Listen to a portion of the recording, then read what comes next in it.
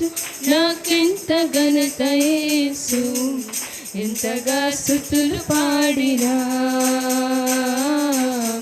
యేసు నీ రుణము తీరునా. ఎంతగా స్తుతులు పాడినా యేసు నీ రుణము తీరునా.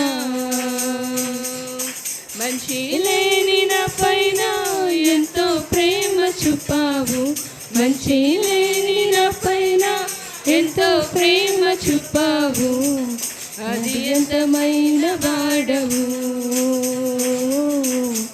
మనవుని రూపమెత్తావు,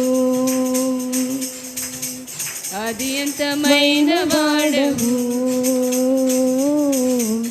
మనవుని రూపమెత్తావు. నశనమైన నన్ను రక్షించగోరి నీవు వాత్సల్యము చూపి నా చింతకొచ్చినావు. నశనమైన నన్ను రక్షించగోరి నీవు వాత్సల్యము చూపి నా చింతకొచ్చినావు. నీలోన జాలి పొంగి నాలోన శాంతి నిండి, నీలోన జాలి పొంగి నాలోన శాంతి నిండే. ఎంతగా స్తుతులు పాడినా యేసు నీ రుణము తీరునా. ఎంతగా స్తుతులు పాడినా యేసు నీ రుణము తీరునా. చీకటిలో కూర్చున్న నా స్థితిని చూచి నీవు వెలుగు వెలుగు వంటి దర్శనమునిచ్చినావు. చీకటిలో కూర్చున్న నా స్థితిని చూచి నీవు వెలుగు వెలుగు వంటి దర్శనమునిచ్చినావు. నీ సాటి లేని త్యాగం నా పాలి గొప్ప భాగ్యం, నీ సాటి లేని త్యాగం నా పాలి గొప్ప భాగ్యం. ఎంతగా స్తుతులు పాడినా యేసు నీ రుణము తీరునా. ఎంతగా స్తుతులు పాడినా యేసు నీ రుణము తీరునా. మంచి లేని నా పైన ఎంతో ప్రేమ చూపావు, మంచి లేని నా పైన ఎంతో ప్రేమ చూపావు, అది ఎంతమైన వాడవు, మనవుని రూపమెత్తావు, అది ఎంతమైన వాడవు, మనవుని రూపమెత్తావు. హల్లెలూయా.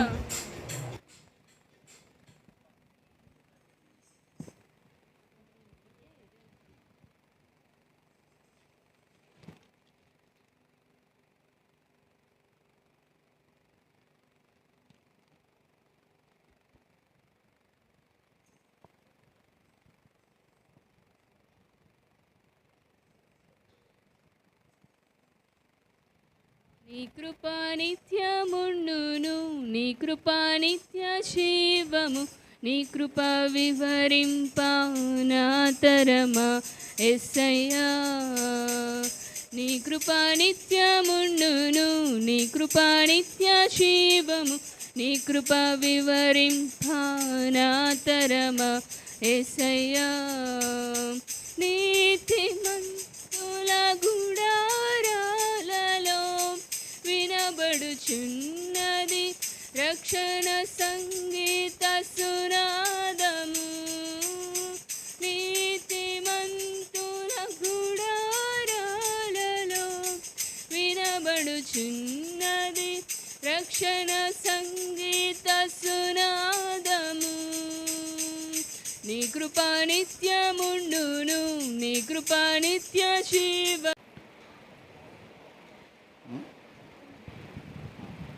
పరమగీతములు 2వ అధ్యాయం చూడండి. పరమగీతములు 2వ అధ్యాయము పరిశుద్ధ గ్రంథంలో నుంచి చూడండి. పరమగీతములు 2వ అధ్యాయము 1వ వచనం చదువుదాం. పరమగీతములు 2వ అధ్యాయం 1వ వచనం చదువుతారా? నేను షారోను పొలములో పూయు పుష్పము వంటి దానను, లోయలో పుట్టు పద్మము వంటి దానను. బలు రక్కసి చెట్లలో వల్లి పద్మము కనబడినట్లు స్త్రీలలో నా ప్రియురాలు కనబడుచున్నది. చూడండి, ఇక్కడ పరమగీతంలో సొలొమోను ఈ యొక్క పరమగీతాలు రాశాడు. పరమగీతములు అంటే అర్థం ఏంటంటే హెవెన్లీ సాంగ్స్ అంటారన్నమాట. అంటే గీతాల కంటే గొప్ప గీతం ఏ గీతం అది చెప్పండి? పరమగీతాలు. వీటిని ఇంగ్లీష్లో ఏమంటారు? సాంగ్ ఆఫ్ సొలొమోన్స్ అంటారు. హెబ్రీయులు దీన్ని ఏమన్నారంటే అన్ని గీతాల కంటే ఉత్తమమైనటువంటి గీతం. ఈ సొలొమోను దాదాపుగా 1005 కీర్తనలు రాశాడు.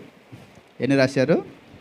1000 + 5 అనమాట. అంటే 1005 కీర్తనలు రాశాడు. వాటిల్లో చాలా శ్రేష్టమైనటువంటి కీర్తన ఏంటంటే పరమగీతాలు.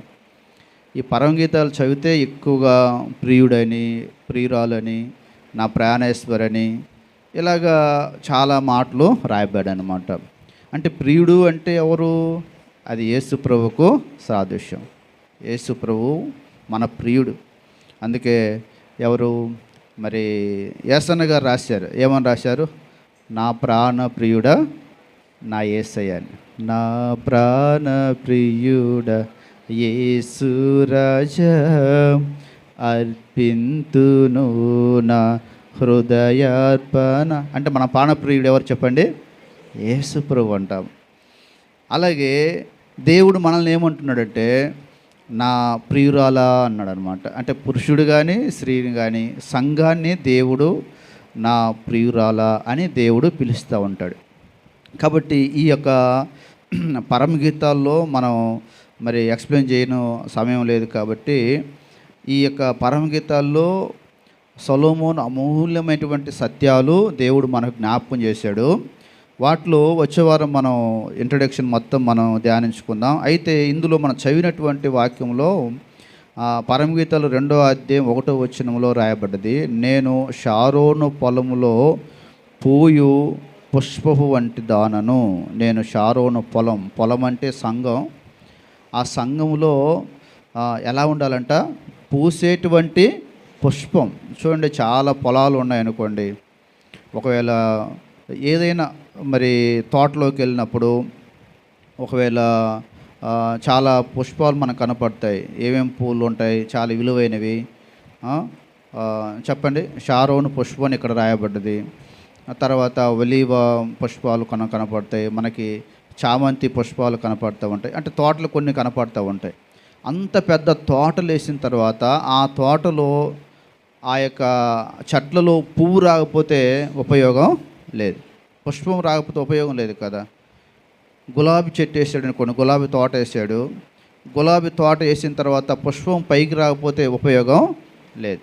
అందుకే ఇక్కడ ఈ కీర్తనకాడు జ్ఞాపకం చేస్తాను, నేను షారోను పొలంలో పూసేటువంటి పుష్పపు వంటిదాను. ఆ పువ్వు పిల్లరా, ఆ పుష్పమును మనం చూస్తే చాలా అందంగా కనపడుతుంది కదా. ఆ పువ్వు ఎలా కనపడుతుంది? ఆ పుష్పం ఎలా కనిపిస్తుంది? చాలా అందంగా కనపడుతుంది. గులాబీ పువ్వును చూసామనుకోండి, ఆ గులాబీ పువ్వు చాలా అందంగా ఉంటుంది. అలాగే సంఘంలో మనం కూడా ఎలా ఉండాలంటే చెప్పండి, అందంగా ఉండాలంట. చూడండి, అందంగా ఉండటానికి చాలామంది చాలా రకాల ప్రయత్నాలు చేస్తారు. కోసం నల్లగా ఉన్న వాళ్ళు ఏం చేస్తారు? ఫేర్ అండ్ లవ్లీ రుద్దుతారనమాట కదా. నేను ఎక్కువగా ఇంటర్మీడియట్ చదివేటప్పుడు ఫేర్ అండ్ లవ్లీ తీసుకొని మొత్తం పూసుకునేవాడు అనమాట. అంటే నలుపు పోవడానికి. కానీ తెల్లగా వచ్చాను. దేవుని స్తోత్రం, హల్లెలూయా. అంటే మన యొక్క శరీరంలో ఉన్నటువంటి ఆ యొక్క రంగు పోగొట్టుకోవడానికి చాలా రకాలుగా మన శరీరానికి ఎన్నో రకాలుగా ప్రయత్నం చేస్తాం కదా. ఆరోగ్యం బాగలేకపోతే హాస్పిటల్కి వెళ్తాం. ఒకవేళ శరీరంలో ఏదైనా బలహీనత వస్తే ఆ బలహీనత కోసం ఎక్కడో ఒక చోట ఆ బలహీనత పోగొట్టుకోవడానికి ప్రయత్నం చేస్తాం. ఇలాగా మన శరీరంలో పైన కనపడేటువంటి ఆ యొక్క శరీరము అందంగా ఉండాలని ప్రతి ఒక్కరం ఆశపడతాం. అయితే దేవుడు కోరేది ఏంటంటే పైన కనబడేటువంటి శరీరం కాదు దేవునికి కావాల్సింది. ఏ శరీరం కావాలా? అంతరంగ పురుషుడంట అక్కడ అందంగా కనపడాలి. అంతరంగ పురుషుడు ఆ లోపల ఉన్నటువంటి మనిషి అంత అందంగా ఉన్నాడు, అది దేవుడు చూస్తాడు. మనం పైకి కనపడటానికి అందంగా కనపడవచ్చు, పైకి కనపడటానికి బాగానే ఉండవచ్చు. అలా కాదు, నీవు దేవుని సంఘములో, దేవుని యొక్క సన్నిధిలో, దేవుని యొక్క స్తుతించే విషయంలో నువ్వు ఎలా కనపడాలంట? అందంగా కనపడాలన్నమాట. శ్వాసనిచ్చే వ్యక్తిగా కనపడాలి. దేవుడు మెచ్చుకునేటట్లే కనపడాలి. నువ్వు దేవునికి మహిమకరంగా కనపడాలి. పాటలు పాడే విషయం కావచ్చు, వాక్యం చదివే విషయం కావచ్చు, ఆరాధన చేసే విషయం కావచ్చు. బైబిల్ చదవమంటే చాలామంది ఏం చేస్తున్నారు చెప్పండి? పాపం అక్కగారు వాక్యం తీసి చదవండి అంటే ఎవరు చదవలేకపోతున్నారు. సంఘంలో ఇప్పుడు ఆ తోటలో ఆ షారోను పొలములో ఉన్నటువంటి ఆ పుష్పం ఉంటుంది. నేను షారోను పొలములో ఆ పూసినటువంటి పుష్పమును, ఆ పుష్పమును చూసినప్పుడు చాలా అందంగా కనపడిందంట. అలాగే సంఘంలో నీవు, నేను, మనం ఎలా కనపడాలా? ప్రార్థన చేసే వ్యక్తిలా కనపడాలి. నువ్వు సాక్ష్యం చెప్పే వ్యక్తిలా కనిపించాలి. నువ్వు వాక్యం చదివే వ్యక్తిలా కనపడాలి. దేవుణ్ణి ఆరాధించే వ్యక్తిలాగా కనిపించాలి. దేవుణ్ణి మహింపరిచే వ్యక్తిలాగా పిల్లరా మరి కనపడాలని దేవుని యొక్క వాక్యం తెలియజేస్తూ ఉంది. అలాగే రెండవది, ఈ యొక్క పుష్పం పిల్లరా అది చాలా మృదువుగా ఉంటుందంట. పట్టుకుంటే గట్టిగా వచ్చామనుకోండి ఏమైపోద్ది చెప్పండి? మెత్తగా అయిపోద్ది, విడిపోద్ది, లేకపోతే నలిగిపోతుంది. దేవుని బిడ్డలు, యేసు ప్రభువు నమ్మిన బిడ్డలు ఎలాగ ఉండాలంటే మృదువుగా ఉండాలంట. అంటే సాత్వికము కలిగిన వ్యక్తుల్లాగా ఉండాలి. మనలో ఏముండాలి చెప్పండి? సాత్వికం. యేసు ప్రభు వారు నేను సాత్వికుడను గనుక అని అంటాడనమాట. నా కాడి ఎత్తుకొని నా యొద్ద మీరు నేర్చుకోండి. ఉందే మనకు సాత్వికం. ఎవరైనా ఒక మాట అన్నట్టు, ఎవరైనా నిన్ను దూషించినప్పుడు, ఎవరైనా నిన్ను బాధ పెట్టినప్పుడు, ఎవరైనా ఏదైనా ఒక మాట అన్నట్లయితే దాన్ని బట్టి ఒకవేళ నీకు ఎంత సాత్వికం కనపడుతుందో ఒకసారి జ్ఞాపకం. చాలామంది క్రైస్తవులు పిల్లరా ఎలా కనపడుతుంది? కఠినత్వం కనపడుతూ ఉంది. వాళ్ళ మాటల్లో కఠినత్వం కనపడుతుంది కదా, వాళ్ళ ప్రవర్తనలో కఠినత్వం కనపడుతూ ఉంది. నేను బైబిల్ పక్కన పెట్టాడంటే నా అంత మంచివాళ్ళు లేడు అంటాడు అనమాట, నా అంత చెడ్డోళ్ళు లేడంటే. అంటే పిల్లరా దేవుని యొక్క బిడ్డలుగా మనం ఎలా ఉండాలంటే పిల్లరా సాత్వికం కలిగినటువంటి వ్యక్తుల్లాగా ఉండాలని దేవుడు జ్ఞాపకం చేస్తున్నాడు. మోషే పిల్లరా ఒక వ్యక్తిని చంపినప్పుడు దేవుడు ఏం చేశాడంటే అతన్ని తీసుకెళ్ళిపోయి అరణ్యంలో వదిలేశాడు. ఎన్ని సంవత్సరాలు ఉన్నాడో తెలుసా? 40 సంవత్సరాలు అరణ్యంలో గొర్రెలను కాసుకునే వ్యక్తిగా మారిపోయాడు. ఒక్క చిన్న తప్పు చేసినప్పుడు, ఒక చిన్న పొరపాటు చేస్తే అతడు 40 సంవత్సరాలు అరణ్యంలో గొర్రెలను కాస్తూ, గొర్రెలను మేపుతూ, ఎండకెండి వానకు తడిచి ఇలా చాలా భయంకరంగా దేవుడు 40 సంవత్సరాలు అతనికి శిక్షణ ఇచ్చాడనమాట. నువ్వు సాత్వికుడిగా మారిపోవాలా, మృదువైన వ్యక్తిగా మారిపోవాలా, నీ జీవితం మార్చబడాలి అని చెప్పి దేవుడు 40 సంవత్సరాలు అతనికి ట్రైనింగ్ ఇస్తే 40 సంవత్సరాల తర్వాత దేవుడు అతనితో ఏమన్నాడో తెలుసా? లేక ప్రజలతో ఏం చెప్పాడంటే, నా సేవకుడైన మోషేని మీరు చూసారా, అతడు భూమి మీద ఉన్న వారిలో మిక్కిలి సాత్వికుడు, అలాగే నా ఇల్లంతటిలో నమ్మకమైన వాడు అని దేవుడు సాక్ష్యం చెప్పాడు. అంటే ఈ పాఠమును బట్టి మనం నేర్చుకోవాల్సింది ఏంటంటే, క్రైస్తవులుగా, దేవుని బిడ్డలుగా ఎవరైతే యేసు ప్రభువును సొంత రక్షకునిగా అంగీకరించారో వారు ఎలా ఉండాలంట? సాత్వికము కలిగిన వాళ్ళగా ఉండాలని దేవుడు, అది మనం అలంకరించుకోవాల్సింది. మన నోటి నుండి బూతులు రాకూడదు, మనం కఠినమైన మాటలు మాట్లాడకూడదు. మనం చూసిన వారు వీరు క్రైస్తవులు అని చెప్పేటట్లుగా మనం బ్రతకాలని దేవుడు కోరుతూ ఉన్నాడు. చూడండి, ఒక వాక్యం చదవండి. యోహాను పేతురు రాసిన మొదటి పత్రిక, మనం ప్రార్థన చేసుకుందాం. పేతురు రాసిన మొదటి పత్రిక చూడండి, 3వ అధ్యాయము. పేతురు రాసిన మొదటి పత్రిక 3వ అధ్యాయము చూడండి. 3వ అధ్యాయం 1వ వాక్యం నుంచి నేను చదువుతున్నా. అటువలే స్త్రీలారా మీరు మీ స్వపురుషులకు లోబడి ఉండుడి, అందువలన మీలో ఎవరైనా వాక్యమునకు అవిధేయులై వారు భయంతో కూడిన మీ పవిత్ర ప్రవర్తన చూసి వాక్యము లేకుండానే తమ భర్తల నడవడి వలన రాబట్టవచ్చును. జడలు అల్లుకునుటయు, బంగారు నగలు పెట్టుకునుటయు, వస్త్రమును ధరించుకునుటయు, వెలుపటి అలంకారం మీకు అలంకారంగా ఉండక సాధువైనట్టు మృదువైనట్టు గుణమును అక్షయ అలంకారం మీ హృదయ అంతరంగ స్వభావం మీకు అలంకారంగా ఉండవలను. అది దేవుని దృష్టికి మిగుల విలువ గలది. దేవుని దృష్టికి విలువైనది ఏంటంటే పిల్లరా, సాధువైన వాళ్ళగా ఉండాలి, సాధువులా ఉండాలంట. రెండవది ఎలాగ ఉండాలా పిల్లరా, మృదువైన వాళ్ళుగా ఉండాలి పిల్లరా. అలాంటి అక్షయ అలంకారముగా పిల్లరా మనం సాధువుల్లా కనపడాలి, మృదువుగా కనపడాలి, క్రైస్తవులుగా. అందుకే నెహ్రూ గారు ఏమన్నారంటే, క్రైస్తవులు అనే వాళ్ళంట వారు సాధువులు, అంతేకాదు వారు సాత్వికులు, మృదువైన వారు నిద్రపోతున్నటువంటి సింహాలు, వాళ్ళని మీరు రెచ్చగొట్టొద్దు అని చెప్పేసి నెహ్రూ గారు అన్నారంట. అంటే దేవుని బిడ్డలుగా మనం ఏం ధరించుకోవాలంటే నగలు కాదు ధరించుకోవాల్సి ఉంది, అలాగే ఈ లోక సంబంధమైనటువంటి విలువైన వస్తువులు కాదు ధరించుకోవాల్సింది. మన మాటలు సాధువులా కనపడాలి. నువ్వు బయట మాట్లాడేటప్పుడు నీ మాట మృదువుగా వస్తుందా, లేకపోతే కఠినంగా వస్తుందా, లేకపోతే మెత్తగా వస్తుందా ఒకసారి పరిశీలించుకోవాలి. ఎవరితో మాట్లాడేటప్పుడు, ఎవరైనా నేను చూసేటప్పుడు నీ ప్రవర్తన, మాటలు మొత్తం మన జీవితం మారిపోవాలన్నమాట.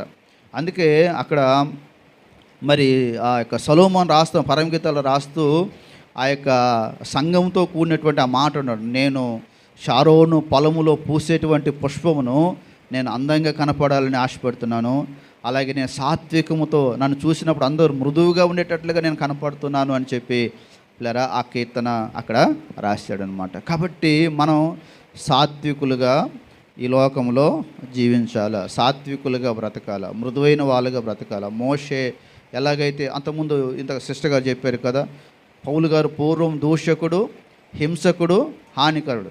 యేసు ప్రభువుని నమ్మిన తర్వాత ఆయన ఏమన్నాడంటే, నా మటుకైతే బ్రతుకుట క్రీస్తు. అది మన జీవితంలో మనం ధరించుకోవాల్సినటువంటి అలంకారం, మనం కలిగి ఉండవలసిన సాత్వికం.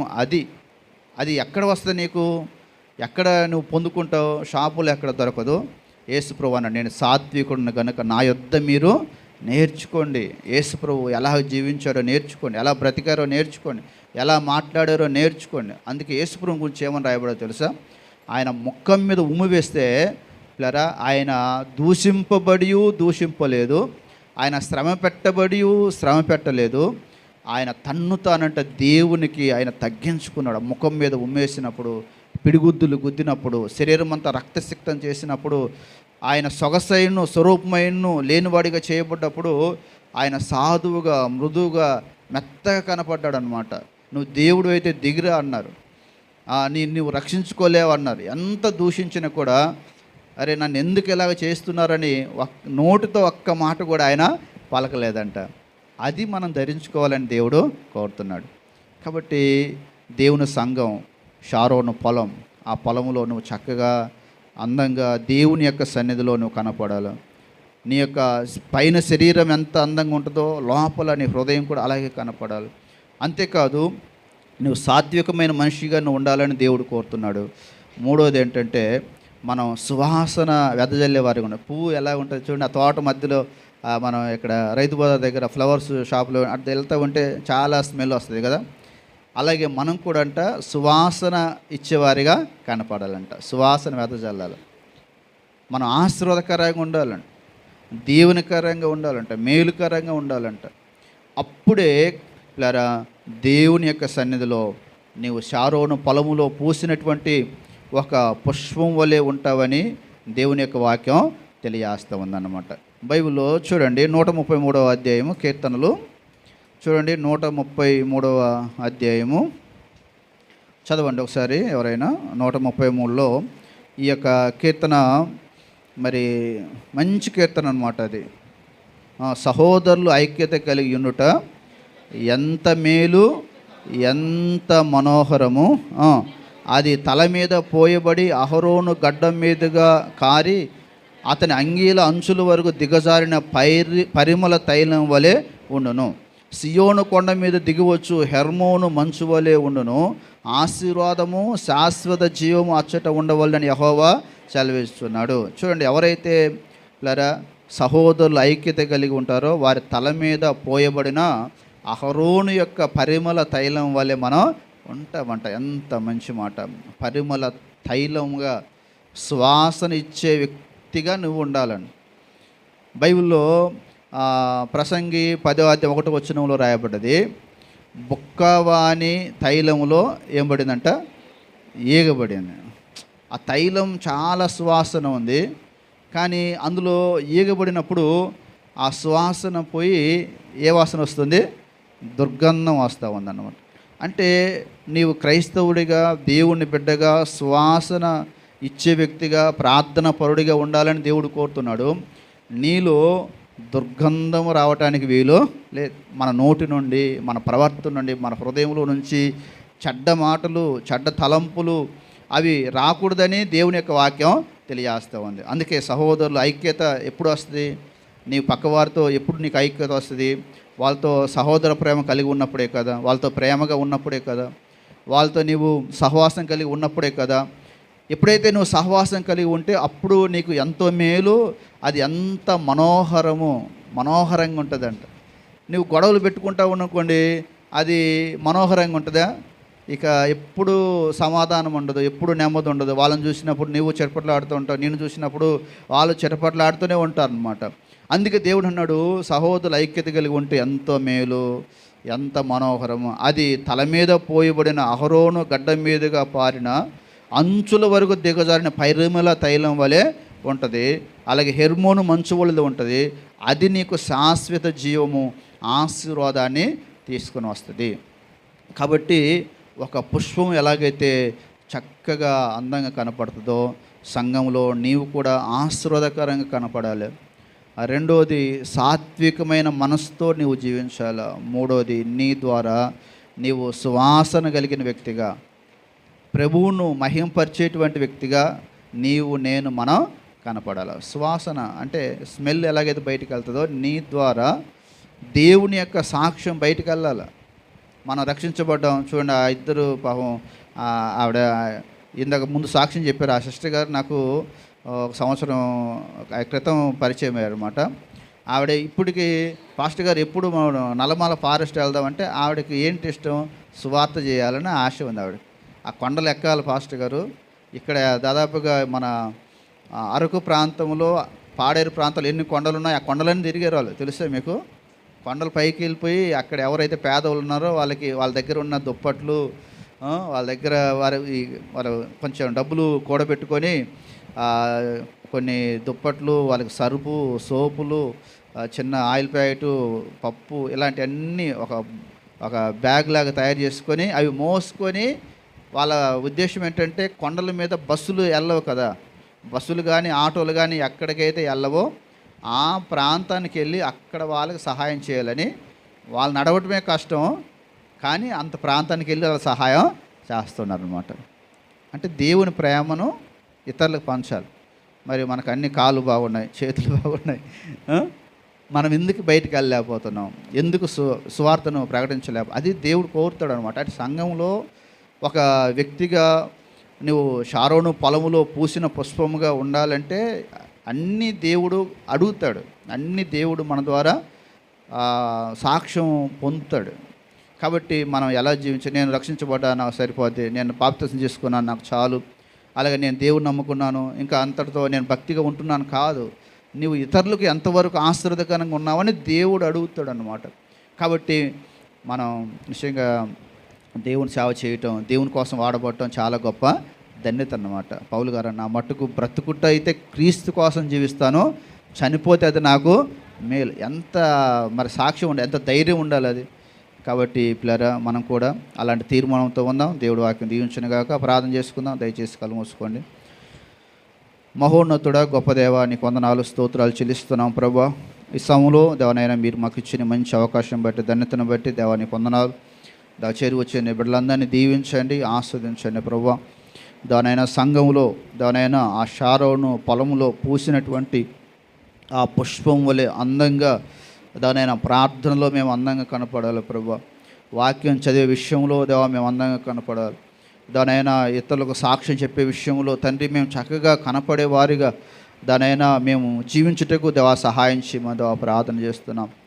అవును దేవనైనా మా శరీరంలో ఏదైనా బాగులేకపోతే దాన్ని సరి చేసుకోవడానికి ప్రయత్నం చేస్తాం, కానీ లోపల అంతరంగ పురుషుడు అది దేవనైనా అందుకు ప్రార్థన లేకపోతే అంతరంగ పురుషుడు దేవనైనా రోజు రోజుకు దిగజారిపోతుంటే దానికి ఎంతవరకు దానైనా మేము ప్రార్థన ద్వారా వాక్యం ద్వారా దానైనా మీ దగ్గర దేవనైనా సరిచేయబడే వ్యక్తులుగా ఉంటున్నామన్నది మరొకసారి మీరు మాకు జ్ఞాపకం చేస్తున్నందుకై దేవానికి వందనాలు, దేవ స్తోత్రాలు చెల్లిస్తున్నాం.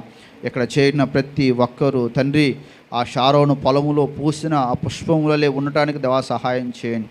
సాత్వికము కలిగిన వ్యక్తిగా దేవ మృదువైన వ్యక్తులుగా దానైనా తండ్రి చక్కని అలంకారము దానైనా ధరించుకోవడానికి దేవా సహాయం చేయండి ప్రభా.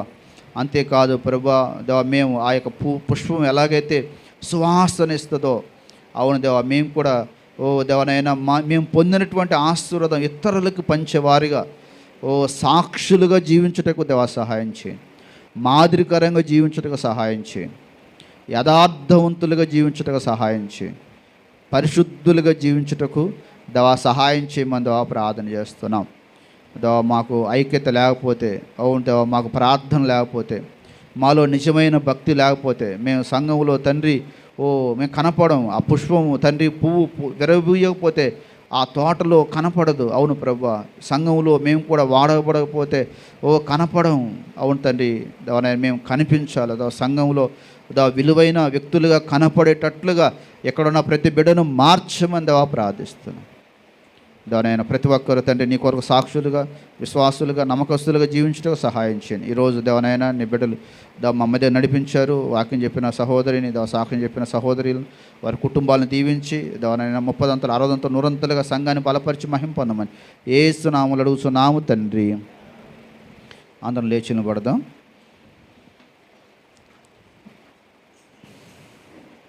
ఆశీర్వాదం పుల్మా మీద వర్షింపచేయుమిషా, ఆశతో నమ్మియున్నా